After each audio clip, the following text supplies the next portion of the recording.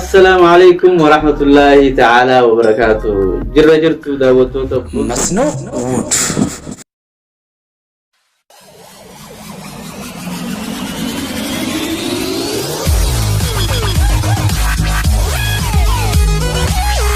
توتا في ديجر توتا channel مسنود سبسكرايب شير لايك قولوا هندقتنا بقولنا قاعد إيه أما درا وكيلين تقطع تكفى ستي أرجي جوهري في وقت مواي أرجي أبي راح سوني تره أرجي جوهر رتي دابنيج أما غافين تجربتي راجل قبضو أرجي جوهر تا كمي غافين تنيجو أرجي جوهر تا كمي جوهر خنامو إتنا جانامو أورمو نتخسر توان جورتي ميوار بيس خيسها دعوتو تخيني عرفس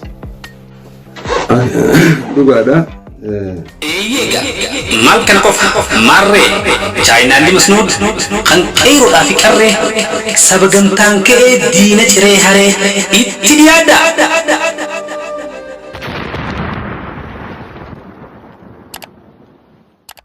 بقى جراتني سنين جنة إيجا خطا جلكبارتي توای پروفیسر محمد یوسف وای جارا باغدا جو جکمی تولی محمی qabsoon oromoo maayirra jirtii waan jaamurratti sadarkaa duraarratti isinii dhiyeessuun keenya qophii bareeda ni yaadatamaa jechuudha. Har'a immoo kutaa lammaffaan isaa itti fufa waa'ee urjiin Johar Mahammad maal fakkaatti Johar Mahammad Khan ittiin ajjaanamu itti khasaarraa akkasuma waa'ee Lammaa Magarsaa maal fakkaatti gurmuu isaa kana wajjin qabatee hayyuun itti aanaan jaarraa abbaa gadaa waan nunjoo qaba amma sagantaa tijaatti na wajji tura. Kuukama malee dirqama miti. لايك سبسكرايب شير قولوا اندقتنا. السلام عليكم ورحمة الله وبركاته. إيه دعوتو تخينيا كوفي خطا لما فايقلوا بدمنا بروفيسور خينيا فيجرا إيه سنو جول برسي سلاهم برباجسو أكما كوفي دولارة تبيتني أما سلو دما خرق غافي في ديمسا خينيا سيرنا جتشو بغنا قاندوف بروفيسور بقولنا قاعد إيه أما درا وكيلين تقطع تكفى ستي أرجي جوهري في وقت مواي أرجي أبي راح سوني تره أرجي جوهر رتي دابنيج أما غافين تجربتي راجل قبضو أرجي جوهر تا كمي غافين تنيجو أرجي جوهر تا كمي جوهر خنامو إتنا جانامو أورمو نتخسر توان جورتي ميوار بيس خيسها دعوتو تخيني عرفس دوغادا nama tokko dura isa beekuudhaaf namni kun urjii akkam qaba jechuudha dhaloota isaa beekuun barbaachisaadha. Johar Mahammad Mee 1974 dhalate kanaafuu 74 hogguu dhalate chaayinaan nama birija qeeransaa qabu jettiin jechuudha. Kamata isaatti manni Giriikis Mee 12 hogguu dhalate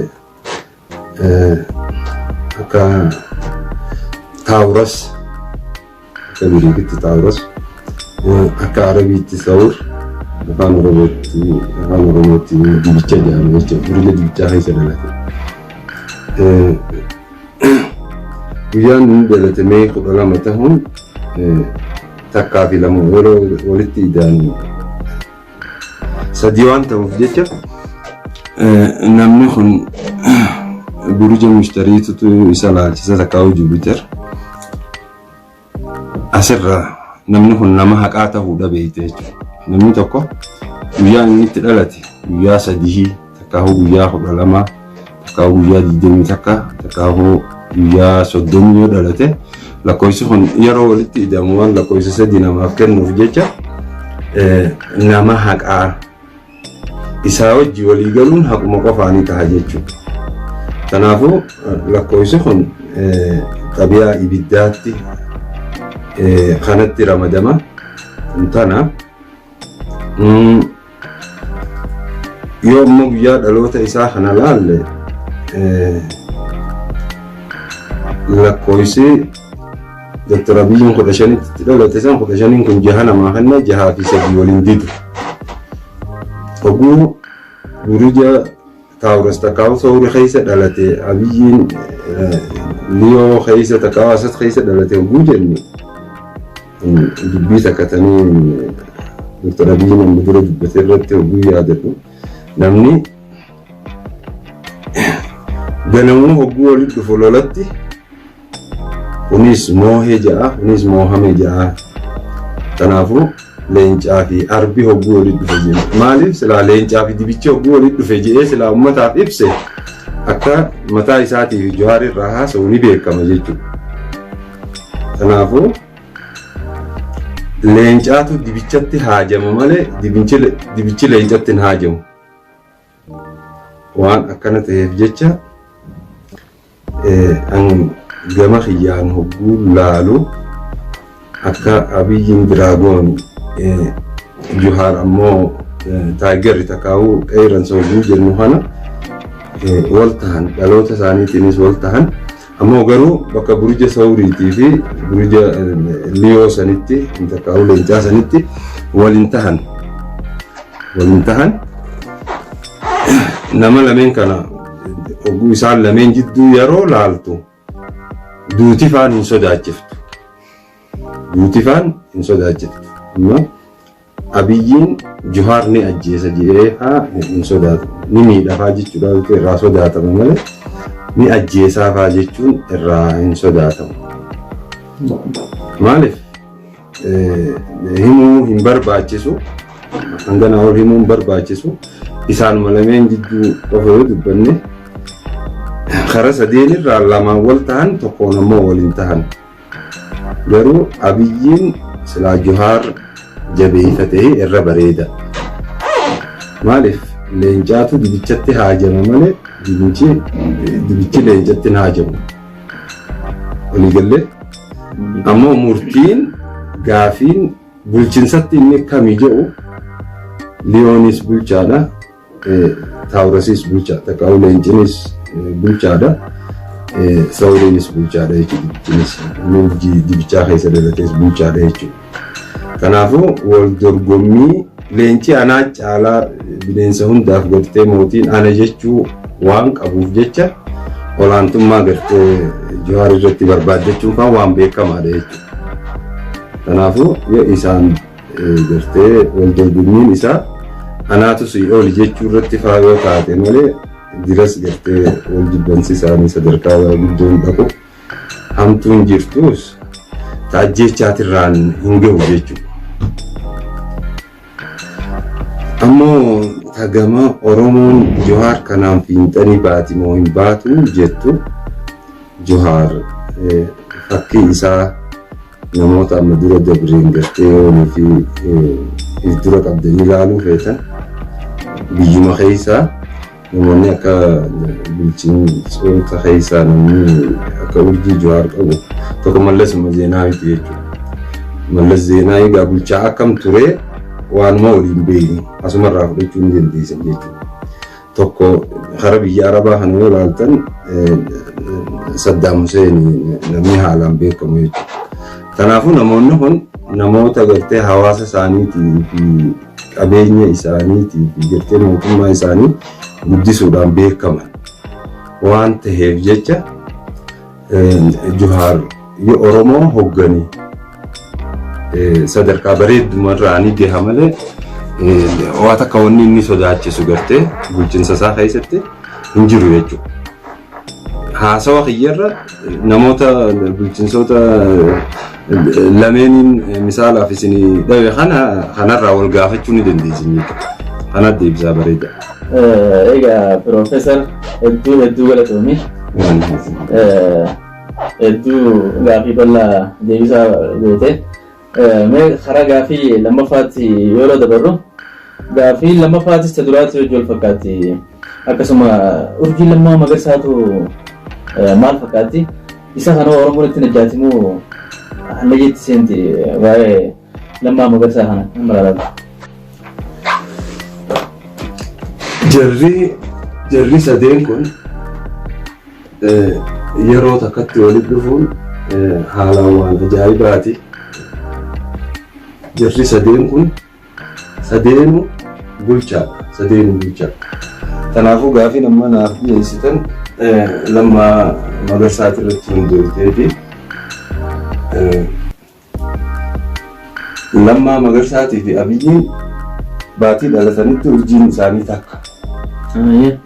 Baatii liyoo keessa dhalatan. Akka galmeeffametti Lammaan Magarsaadhaa Juulaay 26 1970 dhalate. Jechuun amataan irraa maayyii dhaladheessanii guyyaa maayyii irraa dhaqqabeessan baatii torbaffaa guyyaa 26 dhalate jechuudha. Bara 1970 akka baraatti bara tokko keessa dhalanne jechuudha. Baatii 5 isa booda aanee haadhuuf malee an jechuudha. Kanaafuu duba Lammaa Magarsaadhaa akka amata dhalateetti yoo ilaalu akkaataa Chaayinaan itti ilaaltutti jechuudha. Lammaa Magarsaatii fi Abiyyi jechuun saantiima tokko fuula lameen san jechuudha. Abiyyiin gamana ta'e Lammaan saantiima gamanaa akkana wal fuula dura jechuudha. Kanaafuu Dr. Abiyyiin hogguu urjiin ilma namaatiin ta'a amataatis 12 taatee sabaatiitis 12 taate amata jahaffaati irratti dhufee jechuudha Dr. Abiyyiin. Kanaaf kana wal fuula dura ta'an akka kaabaa fi kibbaa takkaa'u akka bahaa fi dhihaa jechuudha. Namni yeroo akkana ta'e maayyii irratti wal dhaba taaka inta amataati. Abiyyiin Diraadoon keessa dhalate Lammaa Magarsaa iddoo amata jaan keessa dhalate jechuudha. Tun gama amataatiin yeroo kana taatu gama immoo baatiitiin Abiyyiin Ogost 15 dhalatu Lammaan Juulaay 26 dhalatu karaa falakaatti baatuma takka keessa dhalatan jaama. Kanaafuu Abiyyiinis akkuma inni liyootti Lammaanis liyoodha jechuudha. Leenca isaan lachuutu. Garuu Abiyyiin dhiifama Lammaan Juulaay 26 dhalate.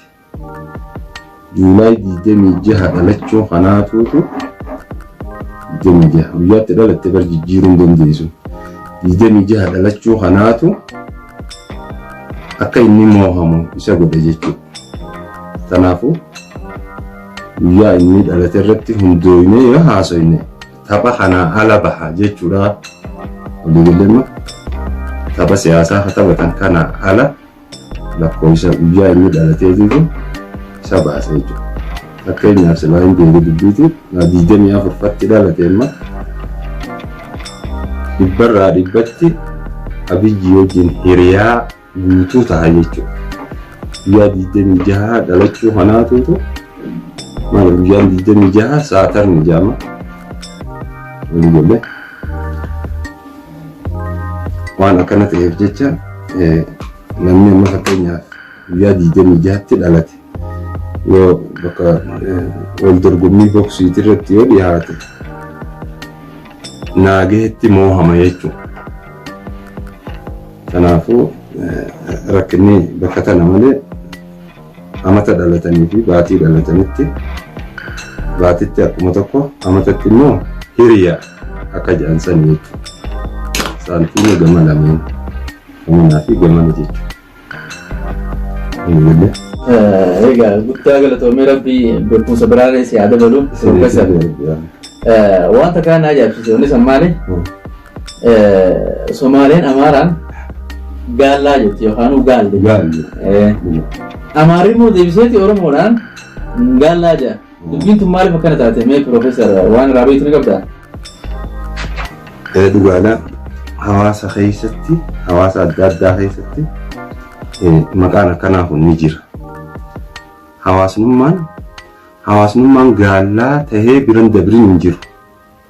Hawaasnummaan gaallaa tahee biran dabrin hin jiru.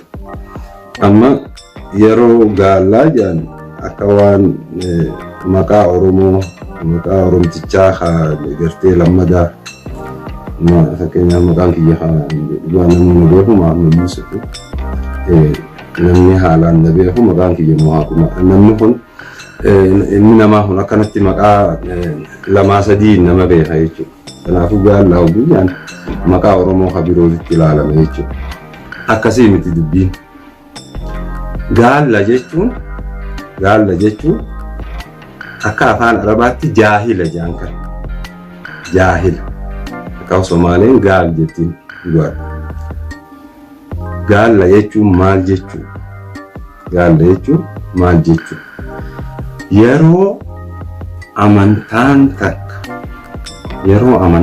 haareen takka akkaawu nama amantaa yeroodhaa zamana keessa jiru dhiisee ati tadur walliftan jaani tadur wallifta jamba nama amantaa duraa qabuuni gaallaa jaa walii galle.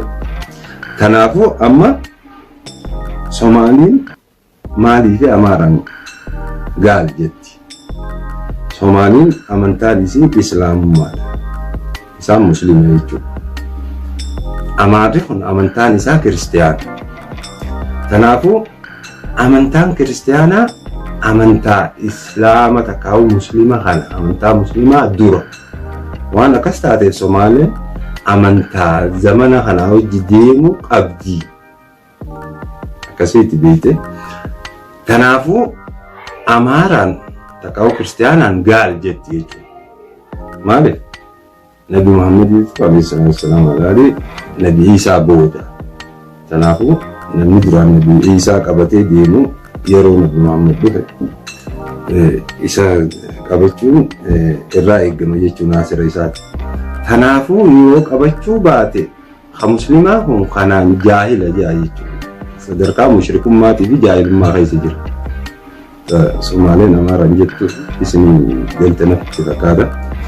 Amaarri hoo maalii fi innis faraqaa kanamu faraqaanu. Namni anjoon si ergadde ati asirra xiqqaatii ergatte jechuudha akkas misaala saniiti. Amaarrinis Oromoon waaqeffattuudha uumaa isiitti. Waaqeffattummaan kun amantaa Nabi Isaa duraati. Amantaa duri jechuudha. Waan akkana taateef jecha Amaarrinis faraqaa isaatti hiree harkatee jechuudha. Akkuma Somaaleen gaal isaan jettu sanitti Oromoodhaan innis gaallaa jaa jechuudha. Kanaafuu hawaasni tokko hawaasa gartee amantaa isa duraa qabu saniini gaal takkaa'u gaallaa jaa jechuudha. Kanaafuu gaallaa takkaa'u gaal jechuun takkaa'u jaahil mushrika jechuun dhiiga osoo hin tahin sammuu gartee abbichaati.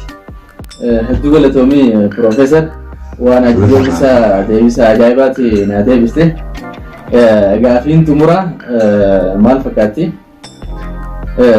Itoophiyaan wallaaltu yookaan jaahila eegee jenne akka Johaar Mahmud kana fatti taanii akka uummanni nu baanu xarabbeezaa zuuriyaa yookaan dippiloomaasummaadhaan yoo taanii hojii haasawwan yaani ni najjaatimoo najjaanuu irratti Itoophiyaan eegee wallaaltu ati mee furmaanni waan kanaatu maali waan joorratti deebisaan agolitti gaafii xumuraati ta'u. Dhugaan ammaas gaafiin amma gaafatte sun gaafii reefu gartee gaal takkaa'u gaallaa jettu sun sanirraan fagaattu. Ilmi namaa ni muuxata ta'uu sadarkaa hamtuu duraan irra jiru irraa ni guddata. Sadarkaa guddoo irra gahaa jechuudha. Takkaa'u haasawuma reefu haasawinu san irratti haasawuma akkasii yoo goone gaallummaarraa ni baha jechuudha. Gaallummaarraa bahuu tanaatutu akka jabaa. Kanaafuu ilmi namaa humnatti yeroo amanu alaamaan isaa kanumaatutu gaallaa isa godha humnatti amanu. Maatii ta'ee gartee haasawee rakkoo jiru gartee rakkoo biyyaa rakkoo hawaasaa rakkoo mootummaadhaa rakkoo ikonoomii gartee karaa gartee mariitiin gartee furmaata godhachuu dadhabuun tanumaatutu gaallaa nama godhaawu jechuudha. Amma asitti yoo rakkoon takka naafis jidduu jiraattee wal haasofnee furmaata itti goonu taate modernizeeshinii yeroo saniitirraa ammayyummaarra jirre jechuudha. Kanaafuu ilmi namaa gaallummaa fi ammayyummaa. Yoonii fi ammayyummaa irra jiraate ilmi namaa wajji gatteesseetti rakkoo qabdu haasoytee furmaata godhatte jechuudha. Yooniif ammoo ilmi namaa gaallummaa irra ha jiraatu taate irree malee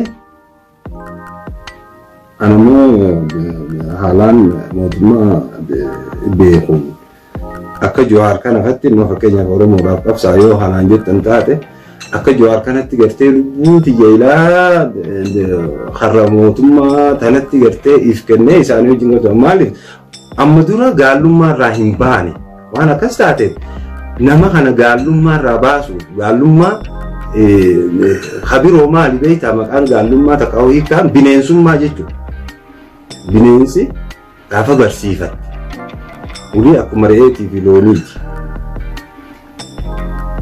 Waliigalee ammoo hanga bineensa gaaraa tahee jiru san isaa wajjin deemee taphadha jechuun lubbuu ifitti taphachuun waan akkana taateef jecha amma dura gaallummaa irraa hin baane hanga gaallummaa irraa bahanu irree malee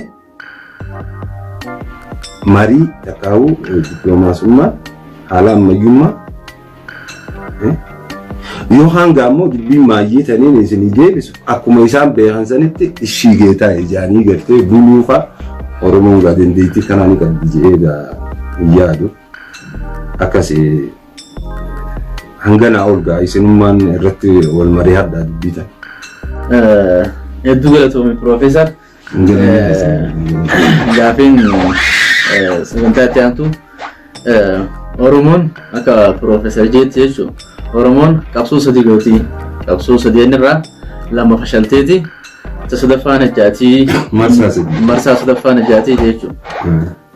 Eega kana taate gaa dubbiin qabsoo Oromoon marraa meeqa goote marraa meeqaatu hafeef waan jiru qophii itti aanu keessatti wajjin laallu ta'a. Hedduu galatoomaadha. Nagaan horaa bulaa.